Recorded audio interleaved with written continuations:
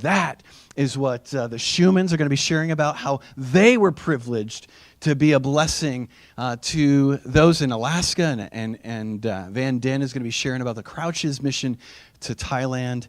And so I'm going to get out of the way. Here we go. Well, good morning, church.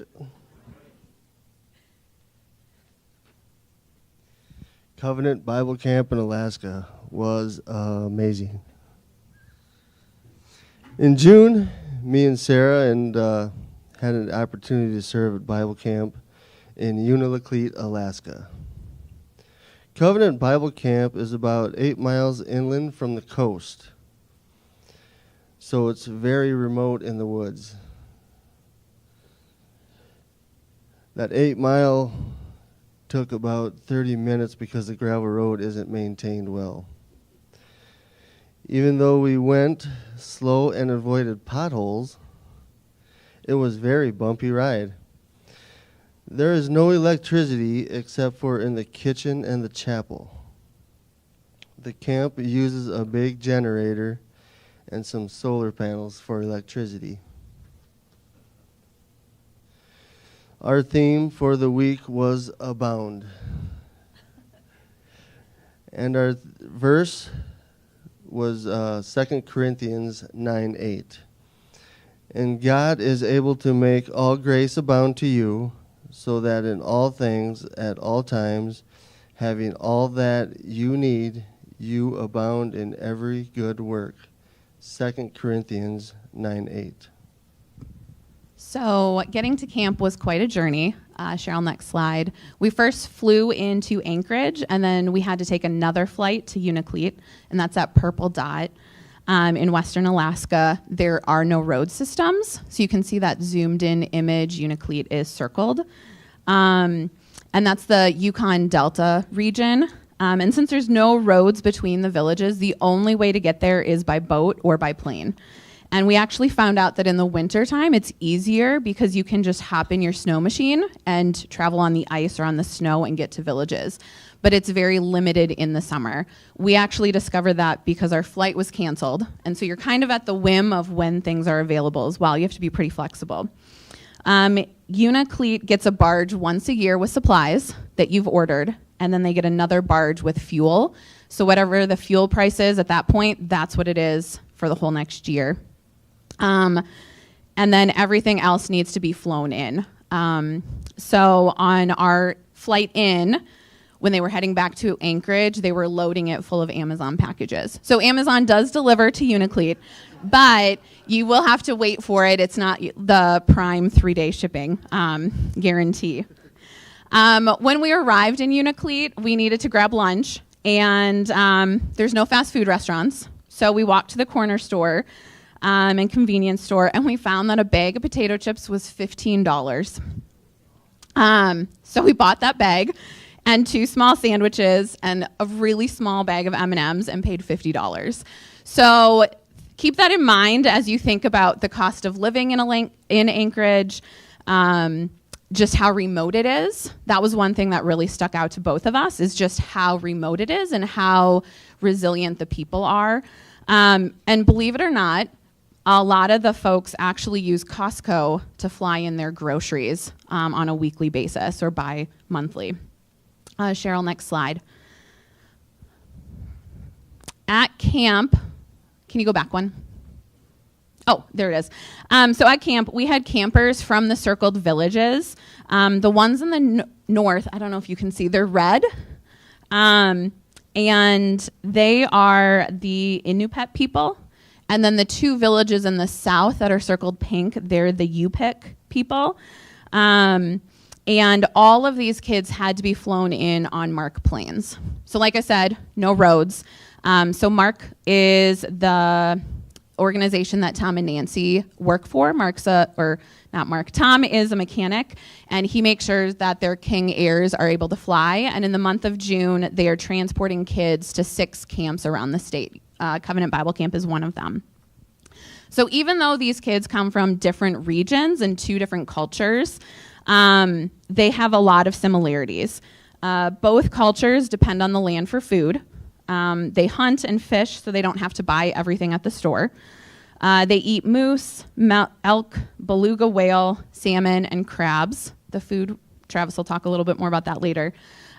Storytelling is really important to them and a way to pass on oral history as well as share life lessons. And the families live in multi-generational communities.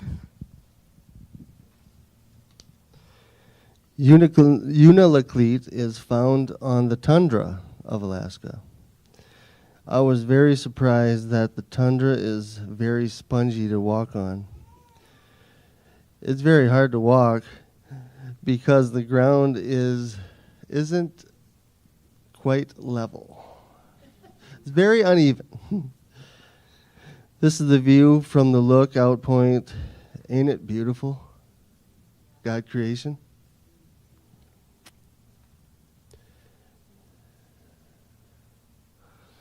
While there, we picked some plants used for herbal tea. As the jar is passed out, take off the lid and smell the tundra.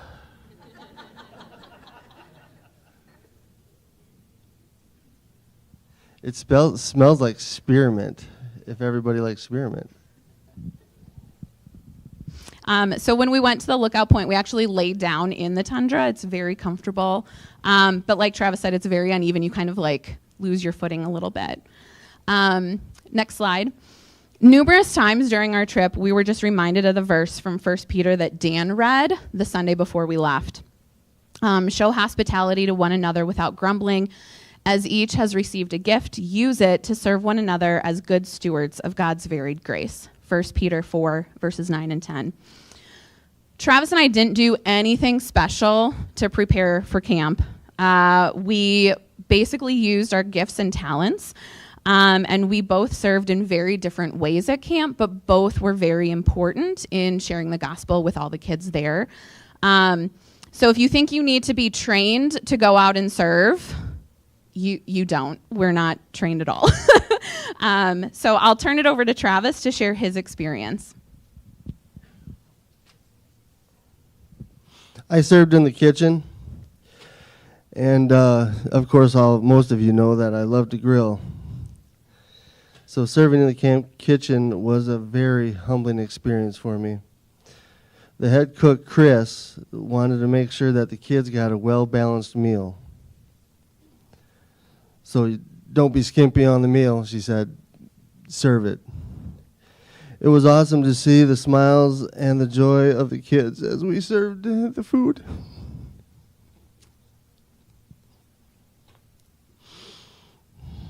I'm a big guy and I worked with 6 women in a very small kitchen.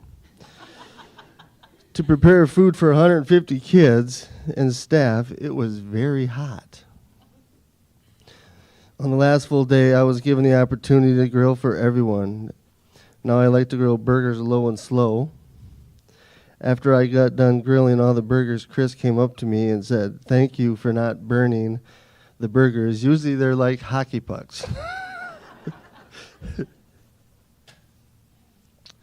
We ate homemade bread all week, which I don't bake, so I didn't get involved in that.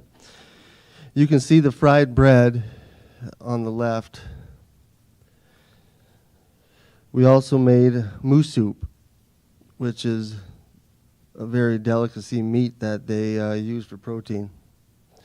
I spent hours chopping potatoes and carrots. The moose is tender and it tastes like venison, actually, for around here. And one insert here, when the kids actually ate the moose soup, everyone at the table is like, "It's good, but my grandma's is better." So every grandma has their own version of moose soup, and it's a very common dish that they make all over Alaska. We also got to eat beluga whale. That was interesting. You can see that in the white bowl. It will probably be the last time I eat beluga whale. Muktuk is actually what they call it. Muktuk is the skin and outer layer of the blubber. The muktuk was cut into small pieces and boiled. It was very rubbery and oily, but apparently tastes better with soy sauce. The darker clump is beluga meat, and it tastes like liver to me. Muktuk is considered a delicacy to native Alaskans. Native Alaskans are the only ones that can hunt beluga whales. So all the food was absolutely delicious, way better than I thought it would be. But I had a very different experience because I was a cabin leader. And so I slept in the cabin with another co-leader and 2 junior leaders, and then we had 7 campers. I attended all the activities throughout the day, and what I find interesting is each camp has its own camp culture and things that make it unique to attend. And in these pictures, you can kind of see that. So the bottom, I guess that'd be bottom left, Covenant Camp has the campers do chores after each meal, and the bottom left is doing dishes.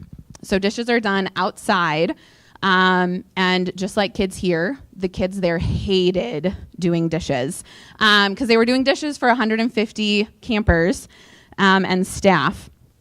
A couple other chores were sweeping the chapel and the dining hall, sanitizing handles, and then the other one is cleaning the outhouses. Again, another chore that they didn't like, but it's a necessity. So we basically went in, made sure there was toilet paper, cleaned out the trash, sanitized, and then we were done. But Travis got to help in the transition days. And then that's a group shot of my cabin on our way back. They were complaining, and I was like, guys, give me your best face. And that was their best face of not being happy about cleaning the outhouses. But they were good sports. All the kids do the chores, and it's a really great way for them to serve each other and the camp. Next slide, Cheryl. This is a picture of like what they did during free time. So the one on the left is a really popular activity called carpet ball. You use the cue ball to hit your opponent's colored pool balls off the lane. I had a few games of beginner luck, but I was not skilled enough to beat the 10 to 12-year-olds playing. And once you win, you kind of stay in your spot until you lose. So it's this rotation. So you had to pick wisely of who you stood behind, because otherwise you wouldn't get a turn. Some of those kids are so good. And then the other picture there is a group game located down at the beach. This one included pool noodles, and you use one pool noodle to hit someone else's pool noodle that has a clear cup at the top. So if you get the clear cup knocked off, then you're out of the game. When we did campers versus leaders, we had numerous rematches, and I don't even know who was the ultimate victor. I think the kids won at the end. But they were very excited and did this whole rush, and it was a really fun time down at the beach. Next slide. One day, we did a hike up to the lookout point, and we had a picnic lunch, and it led to some really great conversations along the way and that beautiful view that we saw earlier. It was an amazing spot to enjoy time together and enjoy God's creation. Another day, go back. One more back. There we go. Another day, we did the Eco Challenge. This is a thing that's very popular. They loved this challenge.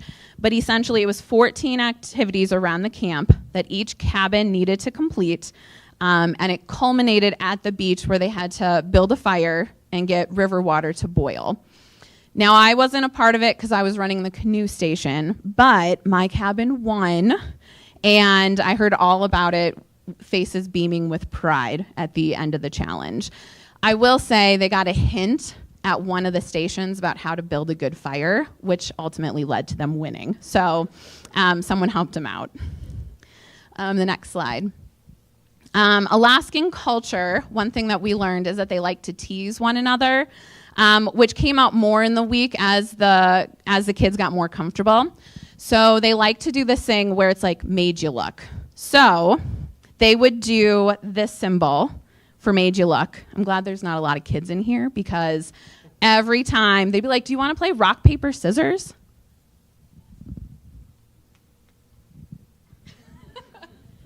Every time, made you look. So they love doing that. I couldn't get them. They knew I was going to do it. So it's a skill. The other thing is they love to steal our name tags, and they were very stealth about it. So the picture on the left is a girl with stolen name tags that they just clipped onto her back. But essentially someone would walk up to me and be like, Sarah, where's your name tag? And I would look down and it's gone. Or I would look down and then look around, and you usually found the guilty party because they had a smirk on their face.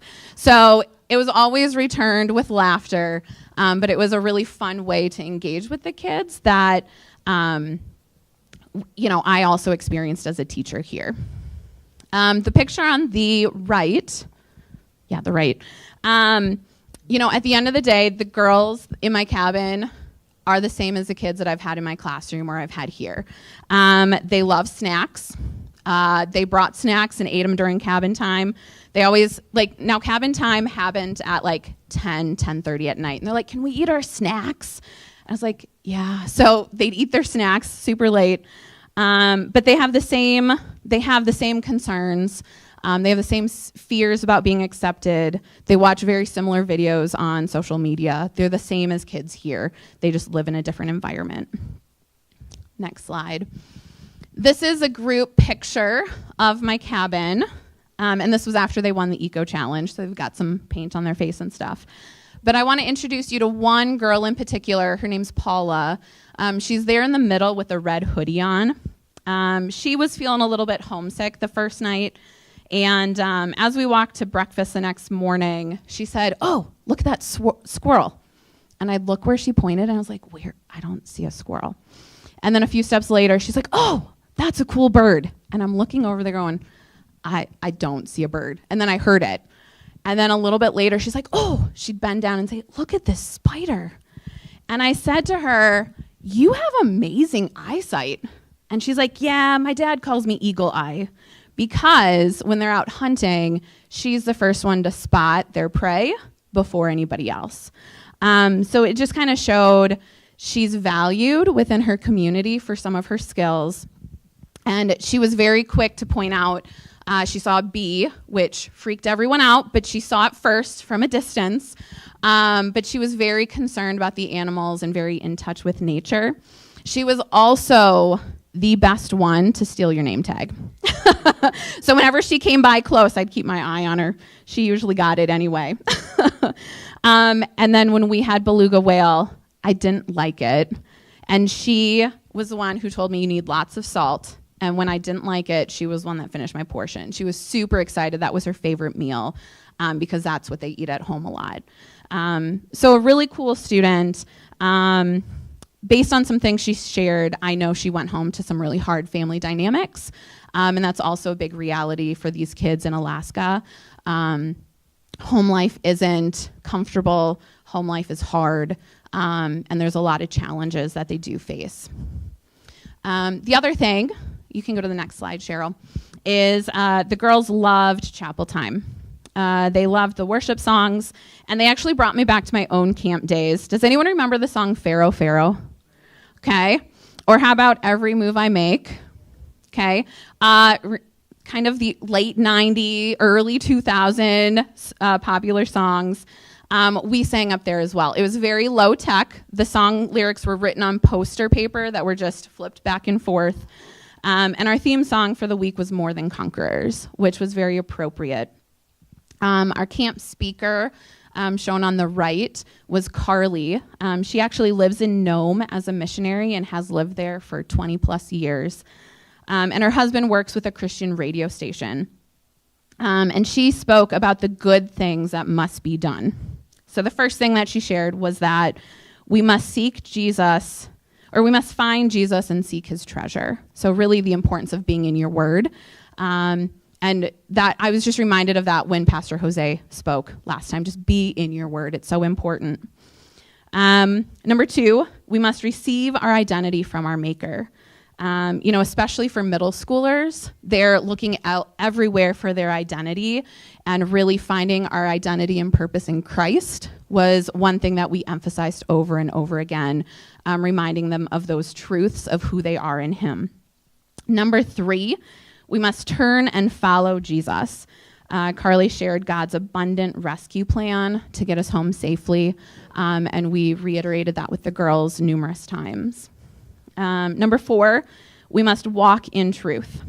The emphasis was on you can't do it alone, and it's really important, and we were created for community to learn from, to encourage, and to help one another, especially going home to a remote Alaskan village. It was really important for them to just connect with other kids from their village, other leaders, especially since every village doesn't have a full-time pastor. So that part was really important, and we stressed. And lastly, we must live in the hope of heaven. By doing this, we have an eternal perspective, and our values shift away from material things. Cabin time was really impactful. One night we were discussing how Moses heard from God in the burning bush, like the line in the song Pharaoh, Pharaoh. How Moses led the people out of Egypt and into the wilderness, and how God took care of them. And this led to God giving people a pathway to him through animal sacrifices in the Old Testament. But because Jesus came, stood in our place, died on the cross and rose again, he's the perfect sacrifice. And as we're making this, one of the girls made the connection and said, so is that why Jesus is called the Lamb of God? And so it was a really cool time and discussion that led from that in terms of what does that mean for us and how do we live that going forward. And like I mentioned, we just emphasize that idea of community and being in your word and seeking after Jesus because the village is so isolating. As we've reflected on our time in Alaska, we want to share a few actionable items for all of us included.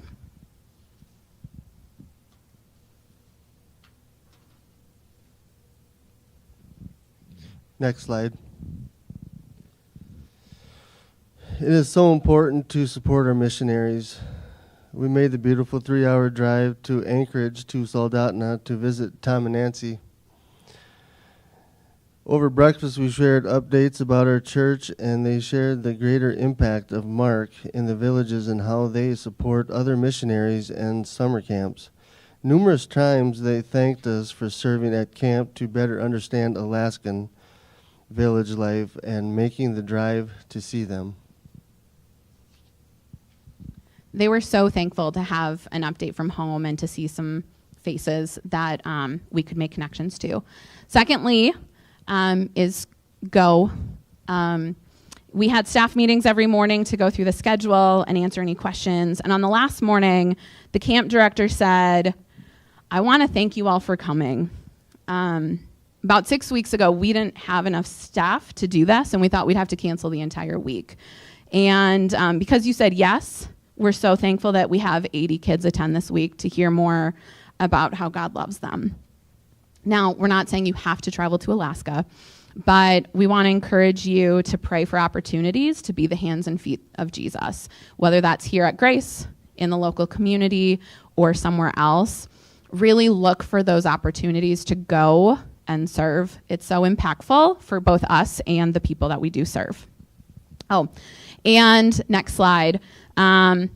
Also important is to pray. The prayer cards in front of you are these 3 points.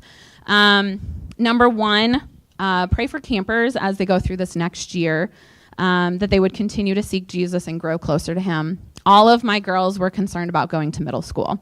So as you look at that prayer card, think of them and also think of the kids in our own community and pray for them as well.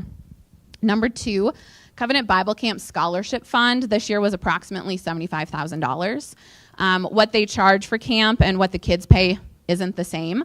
So be praying that through grants and financial donations, they can get that filled back up and they can minister to more kids next summer.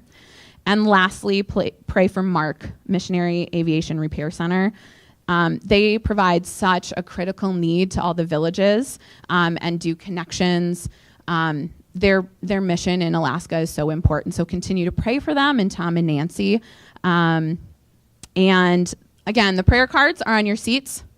Tape them to your bathroom mirror, tape them in your car, put them on your desk at work, and just as a reminder to pray. Also, in the back, there's a gold plate on that table and by that door, but there's little stickers that we purchased of Alaska. So take one, put it on your cell phone, put it on your laptop, put it on your water bottle. And again, whenever you see it, let it be a reminder to pray for Alaska and the good work that God is doing there. We only had a few minutes today. If you want to hear more, we would love to host you for dinner and share more about our trip. Talk to us afterwards to get on our calendars. Thank you for your support on our trip.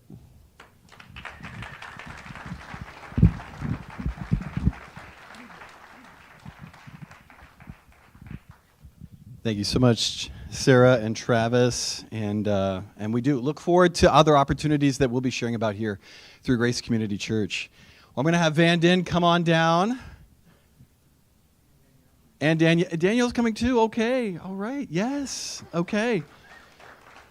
You know, I apologize, Daniel. Van Den's name gets used so often. There's two of you. One Van Den. Both of you, I'm going to stop digging a hole and hand it over. So if you look under your seats, made you look. Next time. No, I didn't do that. Okay, thank you so much for having us. When we come back, we feel so known, so loved, so connected, and this is really home. So thank you for your many years of support. In fact, over 5 years of support. So the picture on the left there is when you guys sent this out in 2018, and the picture on the right, the bigger one, was about 3 weeks ago. So some things have changed.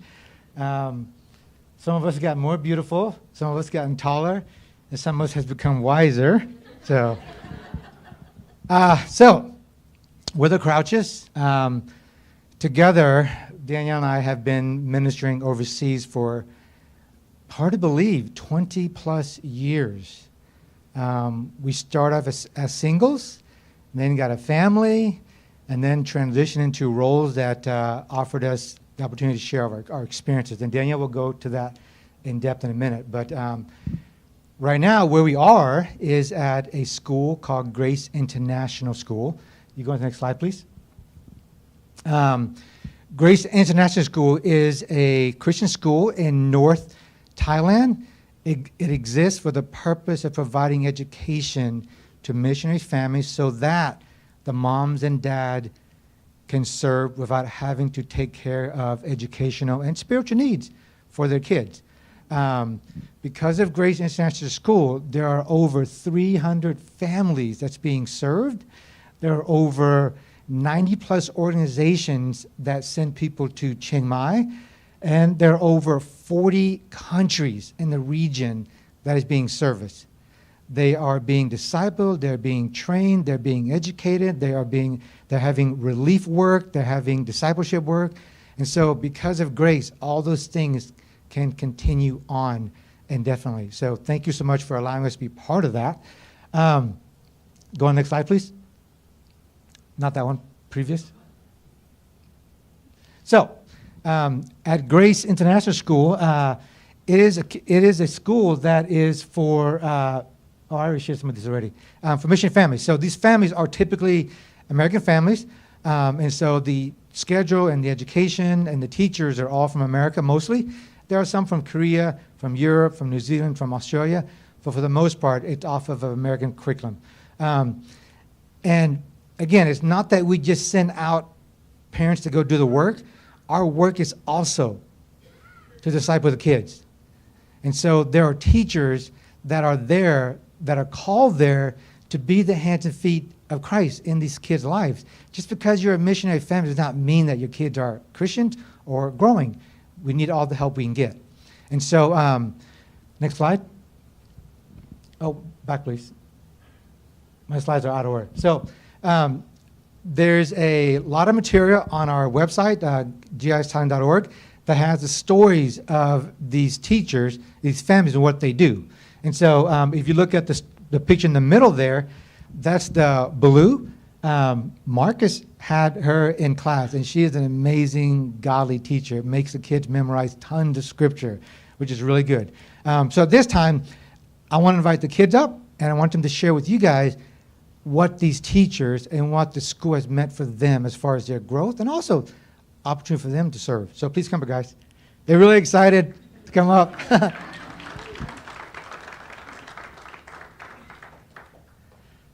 So introduce your name, what grade you're going into, and then share what you want to share. I'm Callie. I'm in 8th grade, and last year I was voted to be part of STUCO, and I was the rep for 7th grade. Since the middle school building was new, STUCO existed to bring the middle school community together. So we planned events, and one of those events was a middle school social, where we had we invited all of middle school to come and hang out and bond and grow in Christ. Hello, my name is Marcus. Last year I was part of chapel in the drama club. In drama we act out stories from the Bible so we can show younger kids how we can grow in Christ and how we can be more like God. Last year we learned about Transformers, where we can transform to be more like God. Hi, my name is Carson, and I'll be a sophomore next year. One thing I really like about my school is that we have good sports. One of the traditions we have in our sports teams is that we give gifts to the opposing teams, like to show our hospitality and our love. Thank you guys so much. All right. Next slide, please. Again, these are just 3 stories of how teachers there impact these kids and other kids for Christ. If you are an American teacher or a foreign teacher, you raise your own support. If you're a Thai staff, then you get a salary. So people like myself who are full-time staff there, we raise our own support. And the reason why we do that is because we want to keep the costs for these families as low as possible so that they can continue to be in Thailand. And so your support goes toward my salary, towards our cost of living, and so all the foreign teachers raise their own support.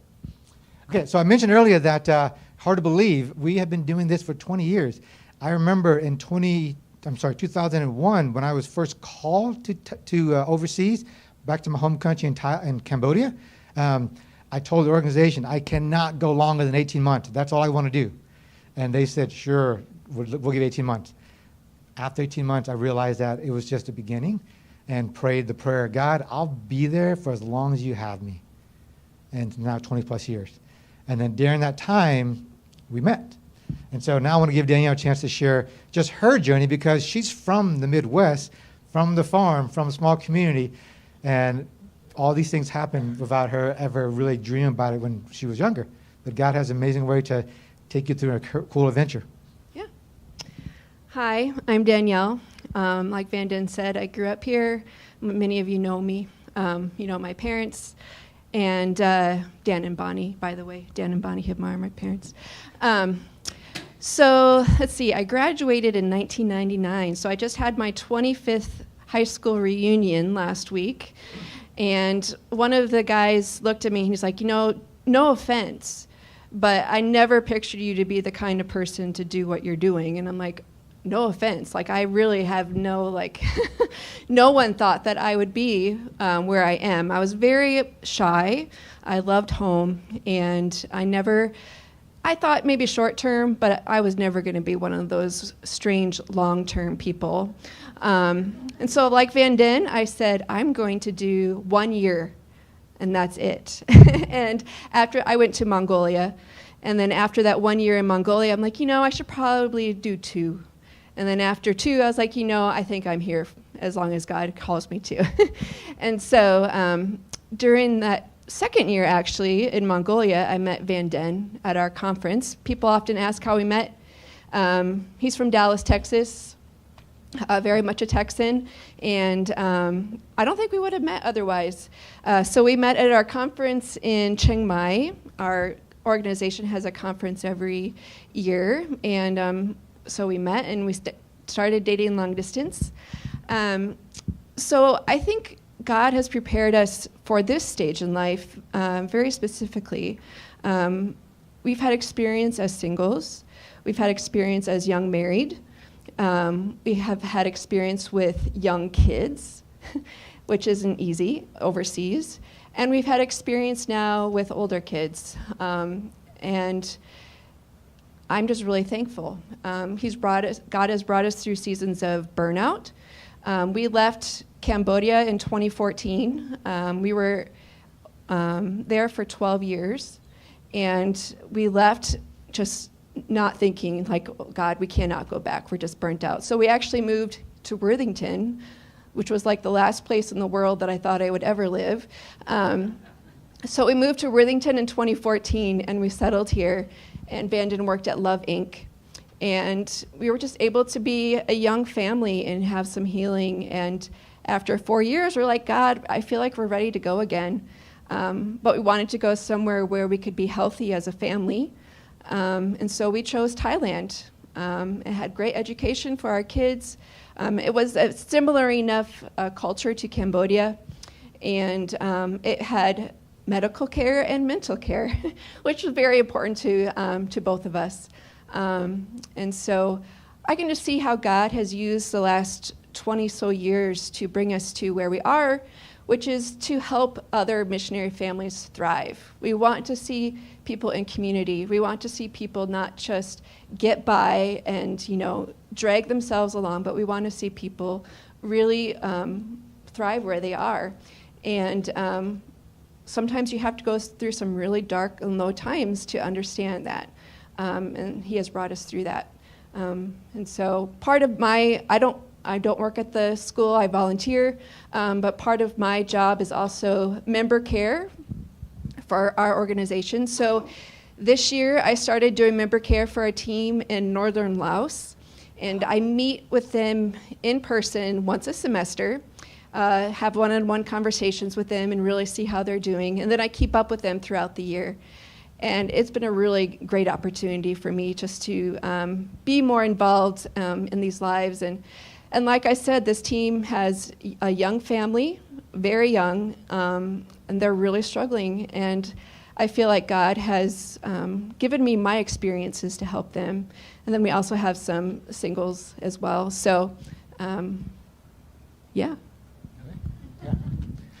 Yeah, so in closing, I want to continue to just elaborate what Danielle said. God has given her and myself experiences to help others, So 2 weeks ago, we went on the Texas trip, and, it's not fun to be in the car for that long, but however, we got to meet the Frodemans in Omaha, the Stones in Kansas City, the Merchants in Tyler, the McMeans in Houston, the Croleys in Austin, the Haywards in Dallas, the Ashleys in McKinney, the Harrells in Denton.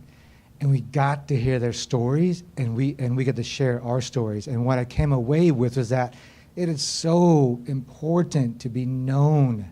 It is so important to share each other's story. It is so important to share each other's burdens, okay?